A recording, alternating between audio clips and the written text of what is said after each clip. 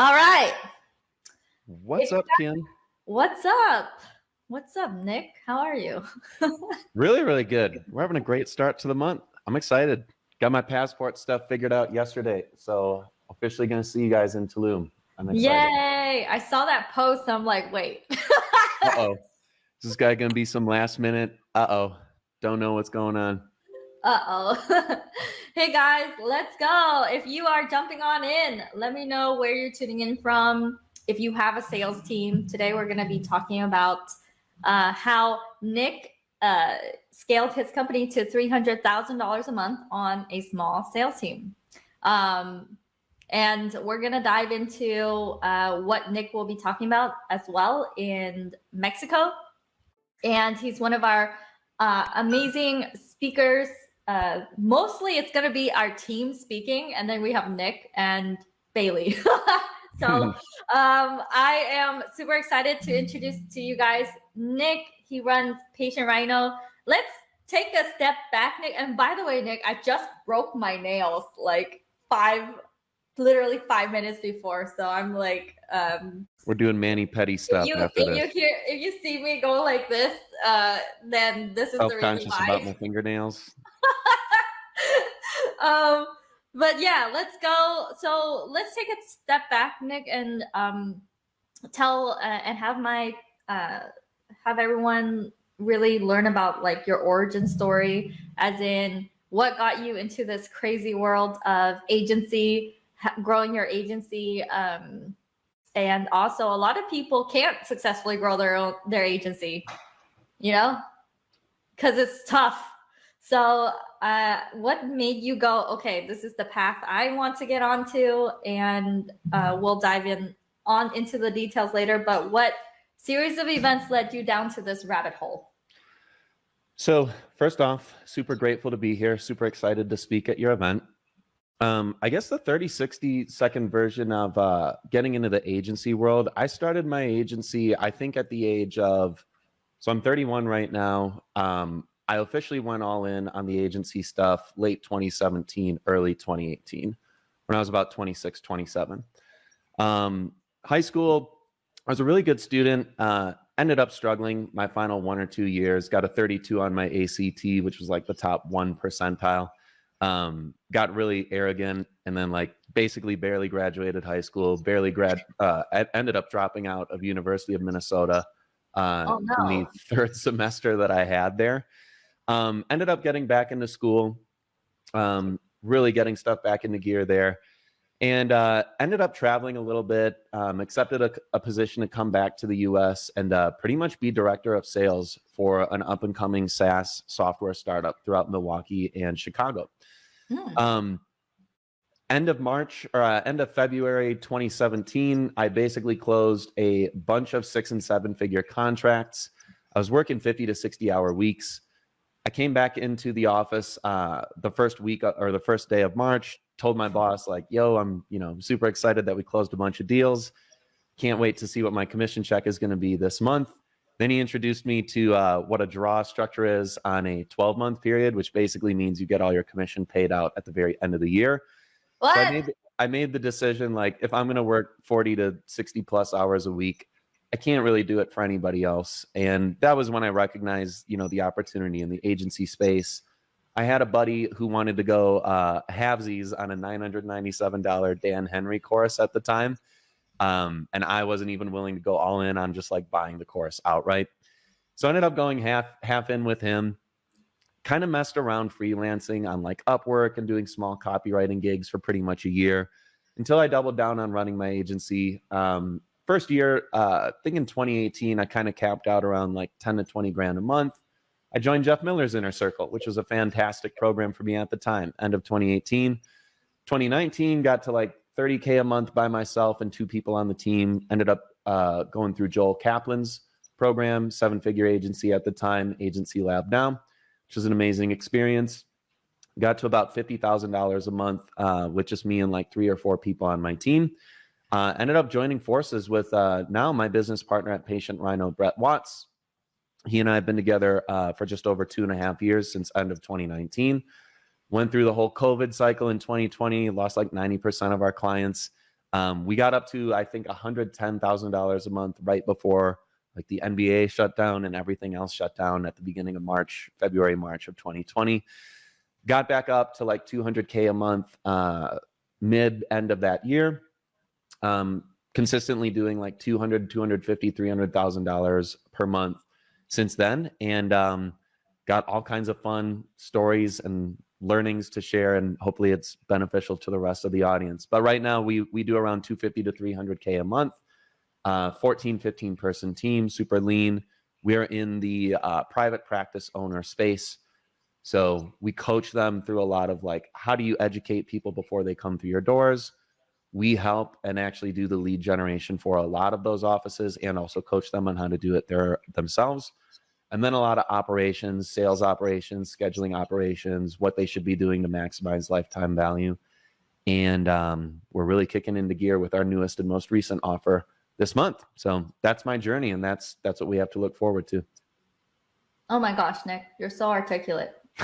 You've told this story. I feel like a few times, you took me through it's painted this entire journey for me, and as well as the audience who's listening. So amazing. When COVID hit, you lost a lot of your clients, but then you're like, and then, coming back at $200,000 a month, what is it that made you successful versus another company where most of their clientele would be wiped out because COVID hit? What are the things that you did differently? And how did you go from I lost so many clients to, okay, we bounced back and this is, it's all gravy after that? I think one of the core tenets we adopted pretty early on in 2020 when Brett and I joined forces was we really wanted to fall in love with our clients' problems and just make our product better. So I think in that first stage of like, we've done more than a few $1 million since COVID hit in 2020. The core tenet that we had was just, how do we consistently make our product better? And the way that we figured out how to do that was just constantly re-asking the question, what's the number one challenge my existing client database has? And how do we solve for that better? So I think what we recognized as time went on was lead generation was something that's, just a commodity. There are, if there's one person in any space who does lead generation, there are dozens, if not hundreds of other companies who can always compete with you on price. Yeah. One of the things that we started falling in love with was, what was really the next biggest challenge that people had as soon as we launched lead generation? So we quickly realized, much like in the agency space, online space with us, scheduling appointments and hiring people who are dedicated appointment setters and training that team of setters and closers to really get into KPI and do exceptionally well at scheduling appointments, getting people to show, and then getting people to close. As much of a need that or as much of a gap rather that is in our industry, it's doubly so in this space. Mm-hmm. So I think in 2020 was really when we launched just a group coaching call once a week, and then eventually twice a week, and then 3 times per week, where we actually brought in another strategic partner. His name is Dr. Connor Robertson. He actually runs a couple of tech companies, and he's actually helping a lot of other agency owners with outbound organic email for their acquisition strategies, LinkedIn strategies. We brought in a gentleman who actually scaled 3 of his own private practices as a chiropractor, plus a little bit of body sculpting that he did on the medical spa aesthetic side of things.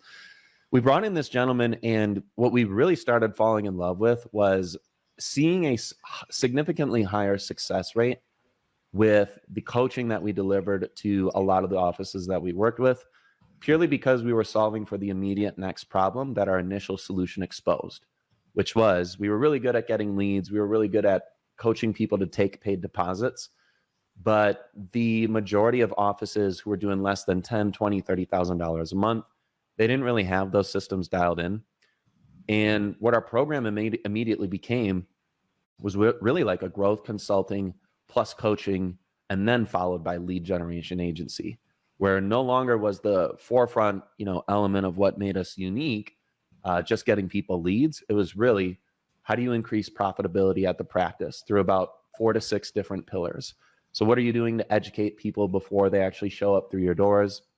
What does your process look like for scheduling people over the phone? What does your process look like for actually running live sales consultations face-to-face or virtually, if they ever do any virtual consultations through Zoom or StreamYard, something like this? What do you do to manage your client or patient database? So what specifically do you do to reactivate those people, to bring them back through the doors and increase lifetime value?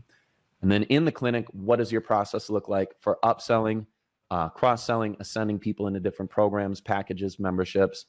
And then that final 5th or 6th pillar is really, what are you guys doing to actually extract referrals from the top 10, 20, 30% of your patient and client database? So when we really started focusing on, there are like 4 to 6 pillars that we can really support the offices that we work with. Suddenly in like 2 to 3 months, they really experienced this transformation where they're actually more profitable business owners, even if our lead generation kind of sucked, which in some areas, there's not product market fit. Anybody who still does lead generation as a core component of their deliverable, that the success rate isn't 100%. And I think it's very ethical to state to people who are going to, potentially join your program, this might not work at 100% of the level that it does in other areas. But there are things that we can solve for outside of just this one deliverable to still get you guys new people through the doors. Maybe it's with referrals, or bring people back and upsell and cross-sell and ascend them into one of the biggest packages that you have that you really want to push and sell more of. So we really fell in love with just how do we solve for not just one immediate problem, but the next immediate problem or the series of problems that will expose once we deliver our front end solution, which in this case in 2020 was lead generation. Mm-hmm. And now we have people who absolutely love us because we transform their 4 to 16 person practice into one that's hyper profitable. It has systems, it has processes, and they have protocols for consistently selling, consistently scheduling, consistently extracting upsells, consistently getting referrals, and just ultimately impacting more people locally in their area, which was, really the reason that they wanted to get into this business in the first place. Nick, I'm going to say it again. You're so freaking articulate and you can explain everything so clearly. You know what? Your story, by the way, you guys, if you're just hopping on in and StreamYard says that you are a Facebook user, I don't know who. Hello, back. Nick is with me. He is doing about $250,000 to $300,000 a month with his agency. And I just asked him the question of, what did he do differently to not have this business, really stay down when COVID hit. And he explained it in a way where he helped the business owners figure out the very next step. He introduced coaching as part of the component. And he helped them figure out their sales process, not only the sales, but also the retention, the referral, their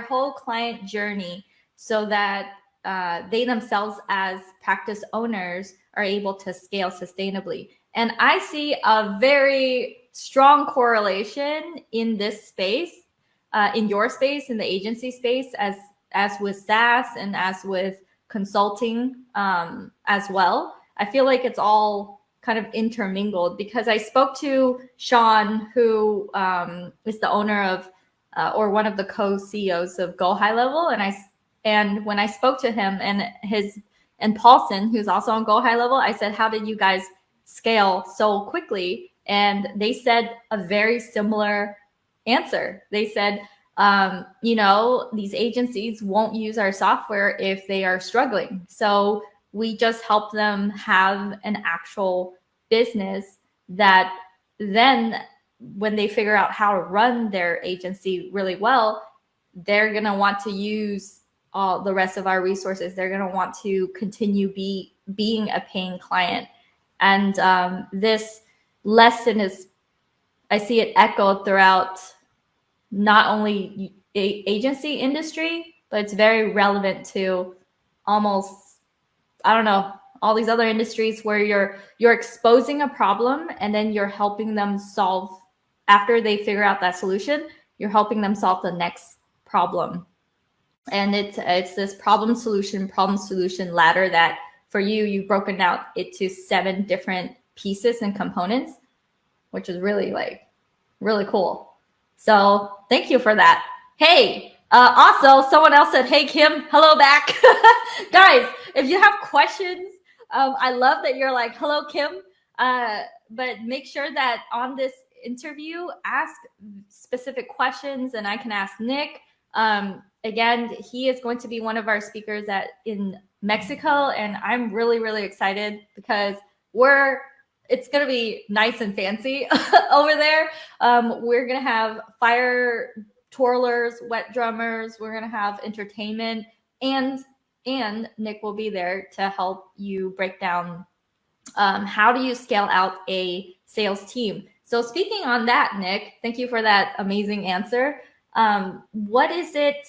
So when you're teaching them all this stuff, which includes, training their sales team, and the insight that I got from your answer is, even if the product, the lead generation product, isn't the best, it isn't 100% success rate, which is the case for any lead gen company, they're okay with that because you've helped them solve something much more important, which is the way that they run their business and the way they acquire clients, keep clients, and get more clients through referrals, which does sound like lead gen, but it's also more lead keeping, lead retention, client success. How can you extract more opportunities like leads from your existing database of patients and clients who you've already put in the work to earn? Yeah, absolutely. All right, so let's dive into some sales questions. So I know, and this is something I've seen time and time again, a lot of people try to scale out a sales team. So what did you do differently in terms of the way you run meetings, the way that you recruit? What are the things you put in place that allow you to have a consistently strong sales team that isn't huge, smaller, but really effective? So yeah, that's a great question. I'll kind of go through my timeline of making the mistakes that I think in the next 5 minutes I can probably celebrate. This is the thing to avoid that I did wrong, so everybody can learn from my mistakes. So I think it was either 2018 or 2019 was when I really started building out a team around me with more than like 3 to 4 people. So up until that point, it was probably just myself, a couple of virtual assistants, and then I think one media buyer who was helping me run my ads. So I was doing like $20,000 to $35,000 a month with just that team on pretty much 95% profit margins.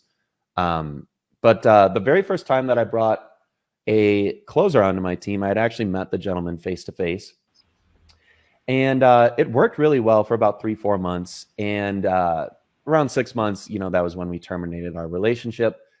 And the immediate thing that I recognized was I really didn't quite have product market fit yet with just one offer, one audience. And that was the thing that I recognized in retrospect. It was probably too early for me to even go after building out and scaling a sales team with just other closers at the time. Because the immediate challenge that I had, and again, in retrospect, I can see it, was number one, I had no process for onboarding new people onto my team. It was really tricky to get. His name is Rafael, or Rafa. Really had no process to get him ramped up other than, hey man, just come in, shadow me on calls. Here are some call recordings. And what I learned was just the number one thing that you've got to dial in first is, do you have a consistent process that you or somebody else on your team who does close? Do you guys already follow, pretty much the same protocol? Are the conversations largely the same? Are you selling mostly to the same audience? So if you have some sort of deficit there where you're just kind of closing anybody and anyone, on literally, multiple variations of like 1 or 2 or 3 offers, you'll quickly recognize like that's not the time to bring somebody in as an extension of you on your sales team. Mm-hmm. So the next iteration, maybe about 8 to 10 months later, at this stage, I had been working with Brett. We had partnered for maybe 3 to 5 months together. And also we were 2 months into COVID. So what I quickly recognized was, hey, we're kind of rebounding back. People are opening up their doors once again. Mandates are being lifted. And I quickly looked just through my peer network of anybody who was actually looking to come in and do sales. And at the same time, our company was also looking to add on another media buyer to replace just somebody who's kind of working for us as a third-party vendor. We wanted somebody to come in full-time. Mm-hmm. Well, one of the people that we interviewed in the media buying space, he actually recognized he really wanted to come in and learn how to do setting and sales. And he also had a good buddy who pretty much just left the agency space, and he wanted to not run his own agency anymore, rather just partner with somebody else in a sales role and do sales for their organization. Yeah. So I quickly brought both of them in, realized one of them was an amazing fit. The other guy, no harm, no foul. We exited him after the first 30 days. So I pretty much had a sales team of, it was no longer just me. It was me plus this guy. So over those next like 3 to 4 months, I really got clarity on super important things that I still carry with our sales team now of 3 or 4 people right now, with almost 2 years later, still follow these same tenets.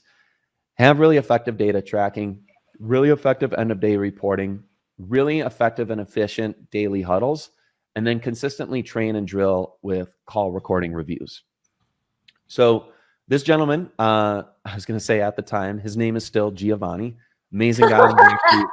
At the time, his name was Giovanni, and still is. Gio and I developed a really powerful relationship, and he ended up recruiting one of his best friends to actually come set and close for us. He was with us for over 16, 17 months. He exited last year, went on to a bigger, better opportunity, which I thought was a better fit for him as well. But one of the things I really learned working with Gio was as a sales leader, and if you have other people on your team who are also doing sales, or if you completely remove yourself from the immediacy of taking sales calls and you just step back into a sales management role, one of the things that is so underappreciated is if you find a stud, somebody who's exceptionally talented or has a high acumen, but you recognize it's going to take a lot of like work and nurturing for them to actually reach their potential, and then just consistently, raising their ceiling and helping them, continuously grow and improve in that role. Don't underappreciate how much time, energy, and effort it's really going to take for you to groom somebody into being just a superstar, high quality closer. This is something that I've learned and just repeatedly relearned over and over and over again. To fast forward to right now where we're at over the last 2 or 3 months, I actually onboarded, I think it was either 4 or 5 people at the very beginning of this year. So we rounded out our team at around 5 or 6 people. And at the time, I was still recognizing that I was under dedicating the amount of time, energy, and effort that I really needed to dedicate to really ramp somebody up and get them not just into KPI, like closing a minimum, number of appointments that they took every single week or every single month. But really, it was just working with them to kind of level up across like different spectrums of their life. It wasn't just the business stuff where we got really, really good at closing together, just nailing down a script and protocols for, what to do on calls, how to overcome objections, how to leverage and pull up case studies and really celebrate other people's stories and their transformations. But really what my best interactions and relationships that I've had with almost anyone and everyone on my sales team is we just consistently talk about leveling up and breaking through certain plateaus or just reaching new standards across not just their business life with Patient Rhino, our company, but really their personal life as well. So recently it's been, how do we cut out stimulants that are just really, really unhealthy for us as individuals? Like me personally, I'm overstimulated by my phone.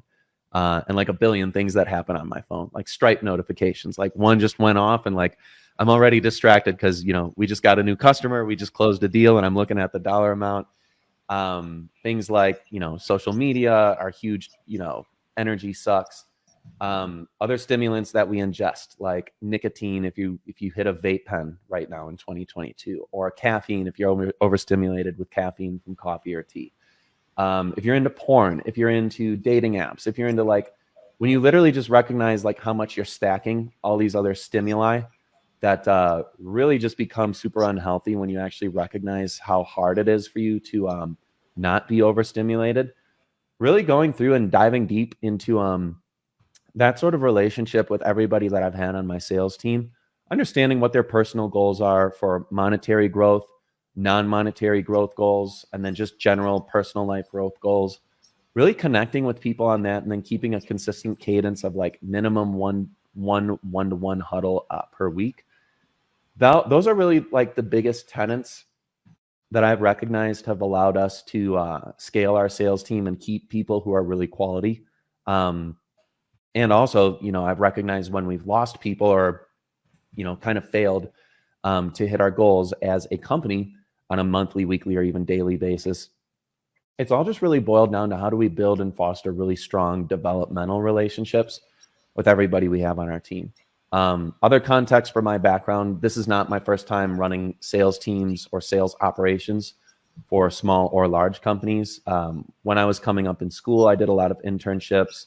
I actually ran one of the best student organizations that was out of 80 to 90, I think, different entities across the US, were University of Wisconsin-Madison, the UCLA, UC Berkeley, all the UC California system, Yale. I actually got an award, or our team got an award for having the most relative growth in the calendar year that I graduated school. So it was really a combination of taking all the best case practices from running and being around other sales operations and sales teams. So I had that strong background for being effective in a sales role myself, but then really building out the sales team dynamic. One thing that worked really well for me was just you really got to fall in love with the relationship that you build with the people you have on your team. So now, obviously, I don't have insight for people who aren't already strong at sales themselves. So I really don't have any insight to share with people who if they really already struggle with sales themselves. I don't really know how to, build out a team around you. You're a lost cause. I'm sorry. Yeah. Just kidding. Well, I think one of the underappreciated things for, pretty much all business owners who actually want to scale, we've set a goal of getting to the $500,000 and then $1 million per month mark. $500,000 a month by the end of next month, July. And then $1 million a month. I think we're going to have to come up with some pretty significant back end offers for us to even have a chance of getting there. But I think we will. But the biggest thing that, you got to fall in love with the process of just building and scaling teams. And then again, this is if you're trying to go beyond $250,000 a month, or if you've done $2 million, $3 million in sales in your business for the lifetime of your business, regardless of what timeline it's been on. If you've ever crossed that point, it's really just a matter of focusing on the team. At that stage of doing over $1 million in total sales, regardless of the timeline, you've probably already identified product market fit. So long as you can close at minimum 25% of the people that do schedule with you, however you acquire them, you really get to a stage where it's just now the only thing that matters is just building and empowering a team around you. And very few people who want to make that transition to doing, multiple 6 figures a month, multiple 7 figures a year, even getting to $1 million a month. Really the constraint is the team around you.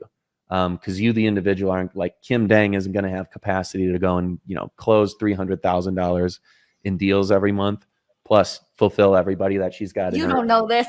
Just kidding. You're right. Kim is very advanced as a closer herself, but really, to take you and your business partner, who I've met multiple times, and you guys have a super cool dynamic. You guys are probably now just internally having this dialogue repeatedly. It's just how do we build out and really strengthen the team? Do we have the right people on the bus? Because me and my partner, I think Michael is your partner, correct? Yeah, Michael is not business partner, but really super involved, an amazing team member on my team. Absolutely. The right-hand man. right hand man all the way. Mike's the go-to for a lot of important stuff. Yes. I mean, just as time goes on, you're just focused on, Kim is driving the bus, and the bus is going to, arrive at a destination, and we might change direction throughout that period of time. But to quote Jim Collins, who wrote, Good to Great, Great by Choice, amazing, probably the first business book I would recommend anybody get into, because it really talks about how good organizations become phenomenal organizations, and what do they really dial in at the product level, product market fit level. What he really talks about is just you've really got to obsess over developing a really, really good team. So to kind of close the loop on my point, it's underrated how much time you actually need to spend with people on your sales team. Like, it's exhausting. It's energizing in a positive note. It's energizing because you really see their development materialize, so long as you're patient enough to just kind of extend that out over like a 6-week to 12-week, kind of like 2-3 month timeline. But it's really, really cool. Like for us right now, like we as a company, we're having our first month where we're actually getting into KPI where we're closing above 33 to 35% for our call close ratio. So 1 out of every 3 people who shows up, practically buys. So a lot of other things that we could dive into as far as like the mechanics of, what are we doing to get appointments? What are some cool tactical level things that we found have been working exceptionally well? But the biggest thing is, it's just a leadership thing that you really have to embrace and appreciate. How much time and energy are you dedicating towards, focusing on you as yourself, an individual, personally, business-wise? Can you step up as a leader and just cut out things that sort of get in the way of you realizing your potential? Like for me right now, it's stimulants. I got coffee in one mug. I got a vape pen with nicotine in another. I've got a phone right here that's a little dopamine stimulus center. And it's just, how can I constantly just reduce my overstimulation on a lot of those things, and then really just show up as like a normal human who's not overstimulated, and just constantly focusing on improving the dynamic I have with each of my individual sales reps on my team, strengthening that relationship, and then really being there to show up for them and support them to hitting their growth goals monetarily, non-monetarily, and then just anything that they have that they want to be better at personally outside of the business. When you really start there, and that was why I intentionally like really drilling this point down for like 5-7 minutes straight now. It's like, I love it. Because I think this is the thing that other people who really struggle, and even ourselves included, when we recognize that we're struggling as a company, it's just, what are we doing to actually improve the relationship and the dynamic that we have with, improving our sales people or our closers or our reps? Just what are we doing to support their growth as humans? The most affluent people that we've ever brought into our program, that's why we stay with them, or they stay with us rather. It's because they're already a stud, but they will comment regularly, like, the one-to-one attention that I get with you, and the support and the way that I see you actually care about my growth, that's what they stick around for. Even if they're having months where they're not taking home $12,000 to $20,000 in commission, we've had people who go for like 2-3 months straight where we, businesses always have their ups and downs. It's never been one straight line trajectory of growth up for us. But like earlier this year, when we killed one of our front end products, basically shut everything down for a month, and then went live again a month later, there was an 8-week period where people were just like, hey, we're not taking any calls. We're not, getting an opportunity to actually like have a killer commission right now. But we're still here because, we love going through these trainings. We love everything that you're doing. We love the vision. We love the relationship or the dynamic that you and I have one-on-one. And it's super powerful to have that as an asset in the business, literally your asset of like relationships with the people on your team. So super long-winded, but I think really over-neglected, underappreciated dynamic. It's like when you think you're going to build out and scale a sales team, it's not, hey, I call Cole Gordon, I call Mike Mark, I call somebody else and just get a couple of reps, plug them in, and I cut them loose. It's that's a fast track to just kind of going through the hamster wheel of churning people in and out, and then thinking, all these companies who source me sales reps or recruit me sales reps, they all suck and the reps do too. It's like, no, that's, the same thing shitty business owners say whenever they work with lead generation companies or lead generation vendors. It's like, all marketing companies suck. It's like, really? Really, you've tried 6 of them and they're all terrible. When do we actually look in the mirror and recognize it's not the other vendors, it's not the other companies I work with, it's not the other sales reps that I bring through my team. It's me, my level of leadership, and the operations and the systems and the platform and the foundation that I have to actually make sure that if and when I do, find quality people outside my company who work for us or people that I hire into my team, how do I make sure I'm showing up as an individual and then in the relationships I have with them so that they can actually perform and reach their potential. And I'm just the vehicle for them to facilitate that growth. So thus ends my diatribe on work on building better relationships with your freaking team. Because that's the only thing that matters after you find product market fit. Like Kim going from wherever she's at right now to $1 million a month, it's just team. That's it. And some offer stack stuff and some back end offer stuff, but mostly it's team. It's team. Amazing. Nick, again, you say it so well. And there's this quote that's like, it's not a business problem, it's a person problem bleeding into the business, or I don't know. I think I butchered that quote pretty bad. No, I think you nailed it. Oh, okay, cool. I'm like, does it include bleeding? Is there blood? Anyway, Nick, you gotta get the right blood on the team. Right? A+ blood. All right. Yeah, speaking on what you just said, if you don't really, there's no one that will really care about your business as much as, or know about your business as much as yourself if you're running the business. And all the things in your head can't really be communicated and consistently. You're really enrolling these people to consistently stay with you. And so it does depend on the environment that they're in, because a lot of times people are motivated by money, but to stay, it's more than money. It's lifestyle. It's all these other things. And I think I went through the mistake too of thinking, I just gotta train this. And then when I started training, I'm like, whoa, this is so intense. This is like every single day, multiple times a day.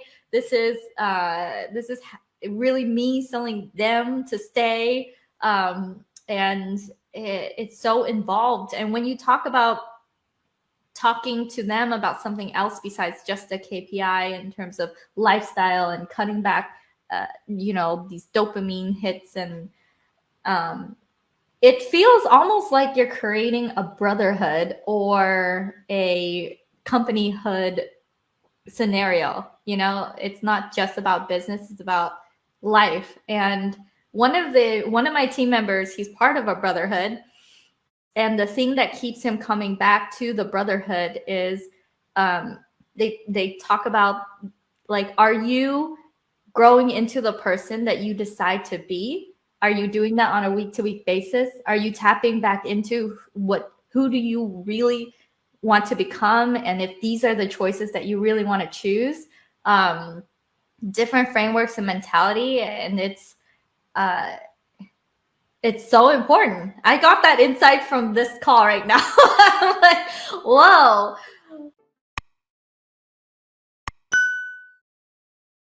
I think fostering a really healthy growth culture and also win culture is super important. And this is also super relevant. So this is another thing that I definitely learned, especially with having younger people on my sales team. So I'm 31. Giovanni and Donovan, I think at the time, both of them joined 22 and 18. And one of the things, like, after you're in business for a few years, you get a little more hardened, and you kind of like develop, thicker skin, and you're more receptive, or your negative feedback just doesn't quite affect you as much as it did at a younger age or when you first get started in your business. Like the first time you have a client who's upset or wants to leave or wants, a refund or something like that, the first time it happens, you're like, my whole world just shattered. You mean, after selling 5 people, one person, doesn't like it. So what I've learned is for fostering that winning culture and then just growth culture, one of the biggest things I learned was when you're coaching people on the sales team, you really got to be careful not to always identify what's going wrong and what to fix. Because Mm. if you do that, it'll quickly stack. Like I always use the term like, things stack. So the weight of, negative feedback or just identifying opportunities to improve things, it's a surefire way to burn out even super quality salespeople. If all you're constantly doing is just introducing feedback loops that are, hey, you missed this, or, this could have been better, this should have been better. So really Mm. fostering and celebrating a really simple culture of, hey, what you just did right there on this call that we're reviewing together, awesome. Even really simple things like those feedback sandwiches, where the first thing that you ever do with, think about the 2 slices of bread and whatever the meat or the lettuce, that's kind of the shit portion of the sandwich, to not mince words. The first slice of bread that you layer in is like, Kim, honestly, the way you run this call is just phenomenal. Because I feel like you are really genuine and caring about your audience with the way you show up here, the way you invite people in, and you genuinely want to see people who are looking to take their sales team to the next level. Bringing somebody, obviously, it's super egotistical to celebrate myself, but somebody like Nick in, who can really, give some like actual insight that is valuable to the team. Really celebrate you on that. I think one thing that could be even better about the way that, or one thing that would even help the audience more with the way this call is ran, is just like, you drop the one thing in there, because ultimately you already do such a great job with the way that you, bring an audience together, and you even, your whole offer and your whole, MO is just around like, we build communities and we can impact the community even better. If there were, better value exchanges where they see an opportunity to level up, and you really help the business owner who has that community, like just make that value exchange more frictionless, so more people can hit their goals. So that's just something that I've learned. It's like, I no longer like just dive right into like, hey, this needs to be better and this is broken. It's more so like, can we celebrate what's already working exceptionally well and just build on that? So a positive stacking thing instead of stacking things that are negatives that need to be improved. Inversely, we can stack the things that's like, hey, you got this good foundation. Like, I'm really enjoying this. I'm really loving the way you do this. Now let's keep building on that. So not overwhelming with, too much negative insight or just things that need to be improved, but promote that winning, celebratory culture, growth culture, where it's like, here's what's actually going well. Because Kim and I, we never really get pats on the back from like anybody on our team, where it's like, oh yeah, Kim, you're actually doing a great job. Maybe you do, but I do from maybe my that's good that you do. I actually get now, because I have a great relationship with my sales team. They tell me I'm doing great shit all the time. I'm like, all right, I personally don't need that stuff, but everybody else, they genuinely want to hear like, hey, I really appreciate having you on the team. I appreciate the level of energy that you're bringing to this. So growth culture and win culture, gotta make that priority number one as soon as you start building out a sales team, because people don't want to show up and get told no 200 times a month, and then also have to show up with you who's got shitty energy levels, with the way that you run your huddles, and the way you are disorganized with the way you run those huddles. So definitely something to double down on. Get the energy levels up and get super organized before bringing other people onto the team. Yeah, and we also have some comments. He's got really great tangible problem-solving fixes. Yeah. And then not doing too many negative insights. That's great. Oh my gosh. That's such great advice, Nick. Because what you're doing when you are showing up to meetings, and it's like all the wrong things, you're really conditioning your team to avoid meetings, I think, when it should be a positive reinforcement type of, like, coming together. And when you're talking, I'm just thinking, really, business helps you figure out how to build relationships, and figure out how to communicate better, and not, and you can have comfortable hard conversations, and you are fostering like these relationships that hopefully last for many years, you know, and celebrating those relationships while they're there. Where to find the great VAs to delegate the work? Hey, Michael! Michael Guzman is in the house. He's one of our Ignite clients. Showed up in our past live event in Orlando, Florida. Had an amazing time there. Where to find the great VAs to delegate the work? Michael, this is about sales. Yeah, I could give a really simple response to that one. Okay. If you already have a virtual assistant, ask them, because they probably already have another network of friends or family members who already do that type of work. If you don't already have a virtual assistant, I would just go to other peers in the space. Like, you could literally DM me and just say, hey, Nick, you know, it sounds like you've got some virtual assistants on your team who do great work. Do they happen to have any friends, family, somebody else that they know that would be a really great fit for, and then, you know, what you're looking for? So the easiest answer to that is just always tap into the network of your existing VA or VAs, friends, family, because wherever they do their remote work, whether they're working from home or not, they probably have friends who are they're in a community of other people who they could certainly introduce your way. So really simple answer, just hit up your own VAs, or if you don't have anybody yet, just find a peer in the space and just ask, hey, do you have any virtual assistants whose friends or families would be you know, interested in teaming up with me for this specific role? Yeah, and then Michael says, I started with one new VA. Great job, Michael. We also, inside of Ignite, Michael, you can ask Angel. She trains a bunch of VAs, and we actually can place you with one. But since you're starting with a new one right now, then, you know, pace yourself as well. One of the questions I want to ask you, Nick, and this is selfishly like my own sales questions. Why is it that I'm finding that a lot of people, like, this is just happenstance maybe, but does age matter in terms of having at this level, let's say 100 to 200,000 or 200 to 300? Like, is there a I don't want to come off as ageist, but is there like a sweet spot of people who have certain things going on in their life that it tends to veer towards like younger folks? Because I see Rob Quinn is my friend, and his sales team has a lot of young, super young sales closers, like 16 years old or 17 years old. And same thing with, I just met Ravi's, you know, I hung out with their sales team, a few people in their sales team, and there's like a 19-year-old person there. And then you tell me that there's a 22-year-old, 18-year-old, and I'm going, what is going on? Is this a trend, or is this just random?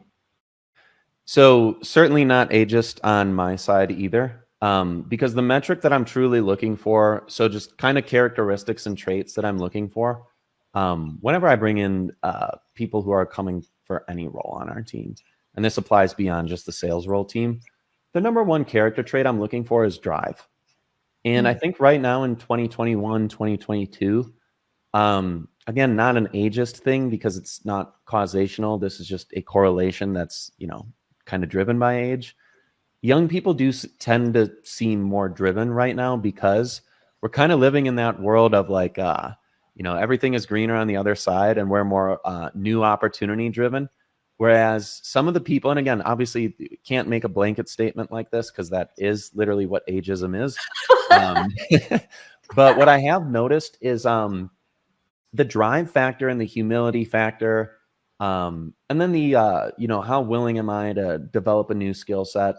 As we kind of do go along the higher end of the age spectrum, so just kind of like after, you know, the early 20s, mid 20s, late 20s, early 30s, I do notice a significant drop off just with people's like energy levels as far as like, do I want to learn a new skill? Or, you know, if I already know sales, am I actually willing to put in the work to get really, really good at this?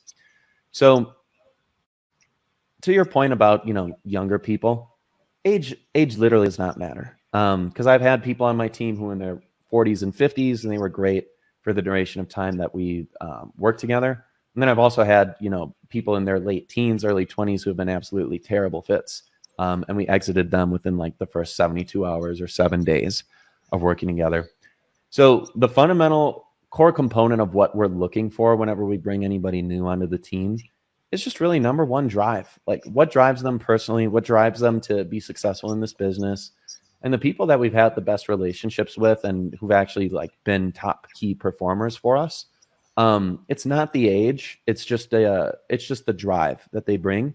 And we have people who have drive at you know, every age, but just most of our team right now is probably under the age of like 35. So those are like the people that we've kept because they're the most driven people. But also, you know, again, we've exited people who are in their, you know, early teens, early 30s, early 20s, all age spectrums. So that's what I really look for. And then I also model Hormozy. Both of the Hormozys, Alex and Layla, do a great job of defining what they really look for when it comes to who they hire. And I'm just pulling up acquisition.com right now because I'm going to the join us page. I forget where it is, but the number one thing is just number one, unimpeachable character. That's their first core value. And I always, you know, whenever I'm getting into hiring people again or doing interviews, I always look this up just to kind of compare and contrast how our value systems are different. I think it's unimpeachable character. One is like drive, and then other one is like, you know, high ceiling for like developing an acumen. We want people who are like preloaded with solutions. So we want people who are actually good at the thing we're bringing them in for, but also is there room for growth and opportunity for growth within their role? Like, can they develop their skill set at an even higher level? So we similarly look for the same things. Oh my gosh. Yeah, I stole unimpeachable character and put it into my value because it's good. Yeah, I mean, I've straight up ended interviews because I kind of listen in on what kind of motivates people. And I just said like, hey, you know, appreciate that. Just kind of the way we operate based on everything that we've heard so far. We were kind of going in a different direction for what we were specifically looking for in this role. And just wanted to save both of us the time, energy, and effort.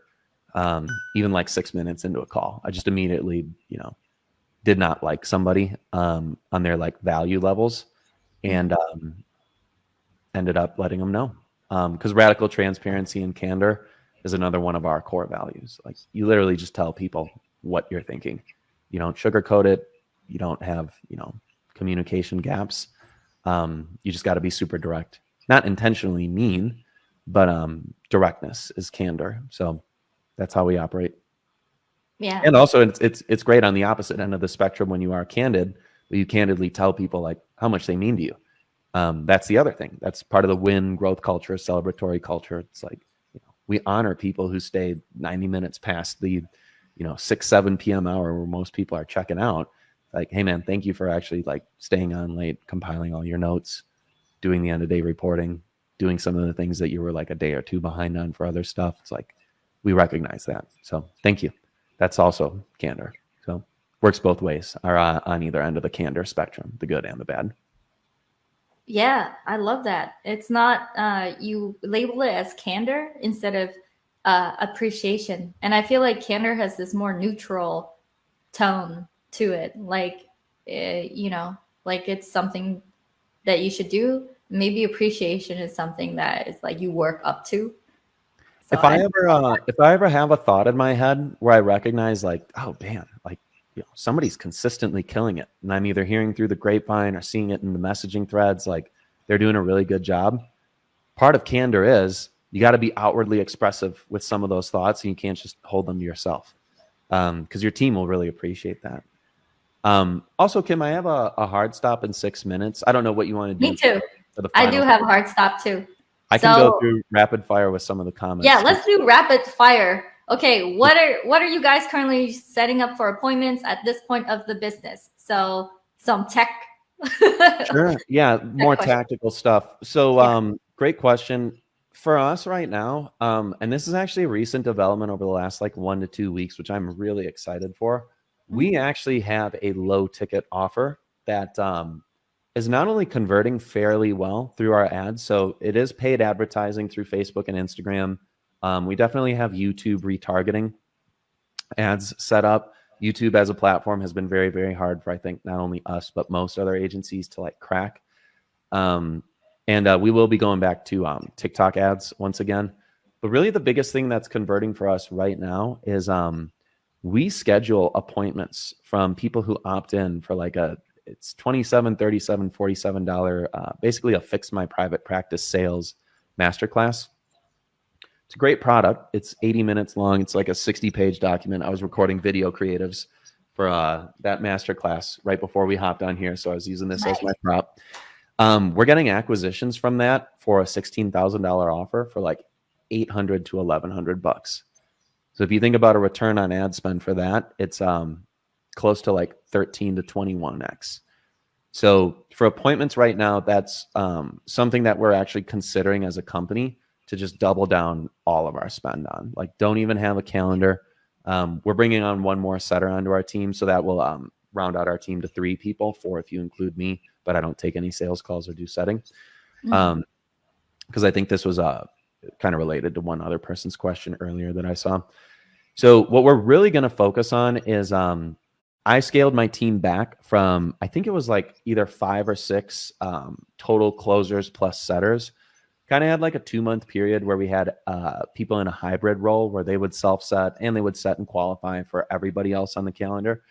But we just weren't able to produce the volume of appointments necessary for any of those closers individually.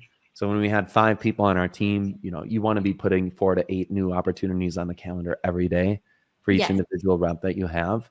And what we realized with, you know, the budget that we spend on ad spend, which over the last few months has been anywhere from $30,000 to $50,000 per month, we recognized that it was better for us to just scale back to 2 closers only. So I did have to recently offboard 2 people on my team, and we actually moved 1 closer who's a great individual.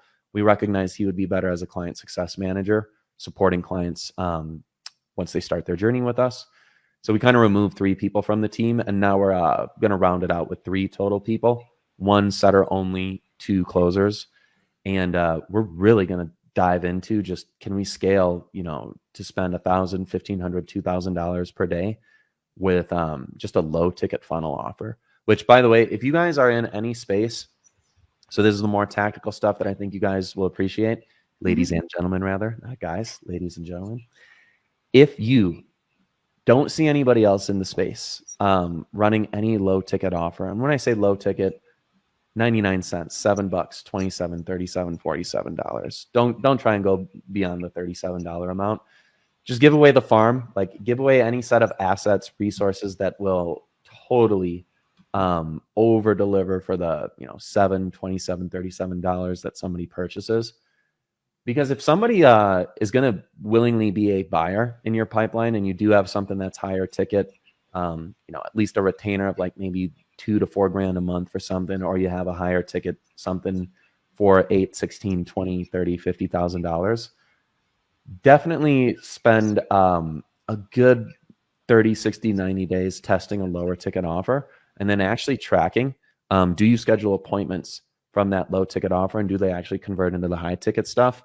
Because around a week and a half ago, I actually met with my marketing team and realized that's actually our most profitable funnel by a long shot right now. And it's our least, it's our most underutilized. So we spend not too much on it.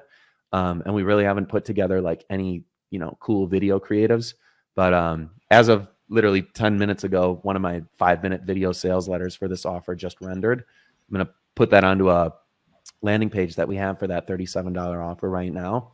And then we're literally just trying to spend as much as we can to get like 5 to 10 of those people to buy every single business day, schedule a third, 2/3 of them into appointments, and we close like over 80% of those people into the high ticket stuff. So we're liquidating our ad spend, plus we just, you know, came up with our most profitable funnel. And if you're putting, you know, money into a platform and you put a 10x, 13x, 15x return on ad spend back, like, you know, the company that I know in Cole's program, one of my mentors, guy doing over $1 million a month with a cybersecurity offer, teaching people how to land 6-7 figure cybersecurity jobs. He's got a 15 to 20x return on ad spend. That's pretty much where we would need to get to if we wanted to do something high ticket like that. or I'm sorry, get to $1 million a month. So test those low ticket funnels, baby. All right. About the personal brand, I don't do any personal brand stuff because I'm not a doctor. Doctors in our niche, like, they've been burned by so many different people. The personal brand stuff, they don't give a shit. They're just like, yeah, you're another scam artist. There we go. So, unfortunately, no personal brand stuff, but maybe at the Tulum Mastermind, I'll develop something by then. You should come. You should come if you're not already scheduled to come. That's my PSA for joining Kim's Mastermind or joining Kim's event. Definitely do it. It's going to be fantastic. By the way, I was already at that event for Joel Kaplan's Mastermind 15 months ago. It's a phenomenal place in Tulum. If you guys haven't bought your tickets yet, hit up Kim. She's only got a few spots left, but it's 100% worth it. It's a great spot. I love it. Yes, and you get to see Nick there. And Nick, I know you have to hop off, so I want to respect your time. Thank you so much for showing up today. You over-delivered in all this value, and I love it. And guys, so what I'm going to do, Nick, is I'm going to put you into the green room, so you can hop out. Thank you so much. And Awesome. then I will talk about the Tulum event and show pictures and things like that. Thank you, so Kim. Thank you so much for showing soon. up today. All right. Bye-bye. See you. All right. So Nick is in the green room where he can click X out because he is running a very successful agency, and just want to respect his time there as well. Okay, guys, so just hopping on in here to say that we do have a couple of tickets left. If you want to get information on how to join Nick and join me and the team, make sure you go to, here is the site, mastermind.groupconvert.com. GroupConvert.com here. Again, the room is filled with amazing, high-level, super high-quality entrepreneurs. A lot of them are already my clients, and it's not going to be an event you want to miss. I'm going to go ahead and share my screen here, and I'm going to show you the trailer. We actually have 2 trailers for this event, and I'm going to go ahead and play that for you. So share screen, and then going to the Chrome tab. All right. So this past events. This whole experience has been absolutely life-changing. Just being able to connect with so many different people, that was awesome. Everybody wants a little piece of the cake. I created this event because live events changed my life. Show me what you got.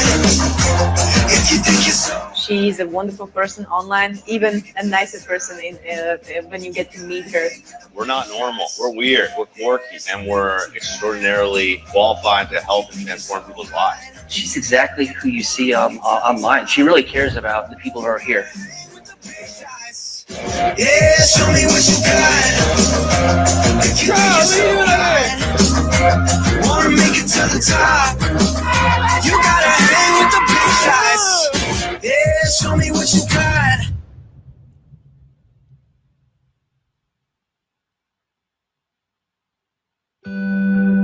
You're having these mind-blowing conversations with these amazing entrepreneurs, and every single moment of this retreat has just been life-changing. Kim is really inspiring to me because she cares so much. Like, you can see her she's just really available for people, and a lot of coaching, especially at events, she genuinely cares. To be in an environment of like-minded people that share the similar energy as I do, and being able to like talk with other business folks in like a really fun environment and just learn and grow together. She's like this little badass all by herself, but she's got these powerhouse people who are also equally invested in their people's success. And the mastermind was awesome by itself, and of course that all led to me joining the so you get how warm she is. She knows everybody's first and last name. She knows where they are in their business, and it's clear that she is deeply committed to her clients' results. She just wants the world for her people, and that really milestone. To be able to network with the people who are surrounding you in your space that are a little bit higher level, just going, okay, oh, I didn't think about that. It's like that was kind of nice to see. I thought it was going to be more like a seminar. Like there was also a lot of like actionable items that we were taking that we implemented, and I was able to close deals, and it was amazing. Coming here, I met like amazing people who are further than I've been, who've given me like super pointed advice, and they're also willing to help. I think I got a lot more than I asked for because it really brought together a community of people who are like-minded, which was, for me, amazing to network with such high-level people. She brings a lot of value. Her team is absolutely incredible. Every single person that I had a conversation with was extremely valuable, and so you can just tell the type of people that she attracts to her events. And I always feel like when you're with people of a similar mindset, you're going to learn a lot more, and that's really what happened for me this weekend. I would say if you're a beginning entrepreneur, you should be here. If you come here, you get all the knowledge, and it just is, man. Yeah, if you're a coach, I would recommend this event because it goes over like high ticket sales, creating your value ladder, how to automate your business. You're kind of like, you're bulletproofing your business in that way. No matter what stage you're at, you will benefit from attending one of these events. I really hope anyone can take advantage of this. Any entrepreneur, inspiring entrepreneur, anyone that can that wants to make their dreams come true and take their business to the next level, I think they should be all here. The offer here is that you're connected to a team that's basically turnkey. Once you tap into this turnkey system, it's going to help your business grow to the next level, no matter where you're at.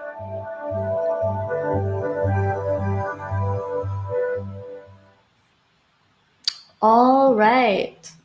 Okay, so make sure you go to that site and mastermind.groupconvert.com. So excited. Let me show you one more thing, which is the location of the event itself. It's really pretty badass. So let me share with you the screen here. Here you go. So this is the location. It's a 15-room mansion right on the water. The hallways look like this.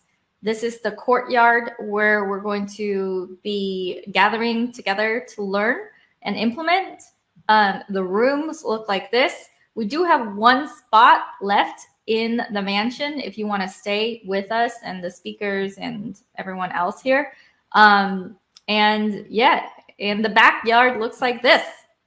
There's a pool, so we'll be having a pool party, and then you can walk straight into the beach at the back of that location. So there's game rooms. There's also breakout rooms for workshops as well.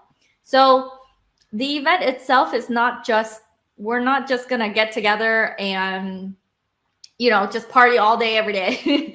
It is designed so that you are actually converting at this amazing location. One of our clients, April, in our last event, she brought on 2 clients while she was there. And so, which is almost $20,000 revenue for her. So the event is designed to help you convert while you're there, and you're not just going to be learning, you'll be implementing with us.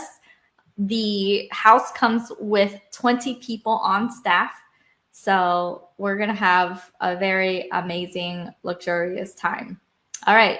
If you want us to reach out to you, if you have questions, then just hashtag VIP below this video, and a team member will reach out to you if you have any questions before going.